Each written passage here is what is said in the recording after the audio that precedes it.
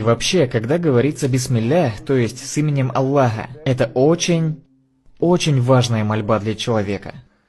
Каждый раз, когда говоришь бисмиллях, в каком бы то ни было деле, дьявол к этому уже не приблизится. Ученые и богословы говорят, даже когда окно закрываешь, скажи бисмиллях и закрывай. Тогда дьявол не сможет зайти. Когда домой заходишь, пророк Мухаммад, саллаллаху алейхи вассалям, учил говорить бисмиллях, чтоб дьявол с тобой не зашел.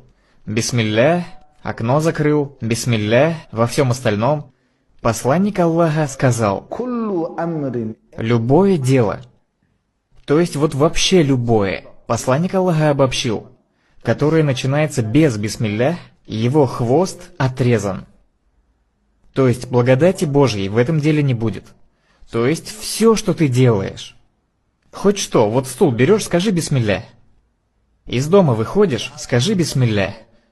То есть перед любой мелочью, там, я не знаю, тряпочку берешь пыль протереть, тоже говори бисмиллях. В мельчайших делах, в машину садишься, прежде чем вставить ключ, скажи бисмиллях. Ботинки надеваешь, скажи бисмиллях. То есть слова бисмиллях с именем Аллаха используйте везде.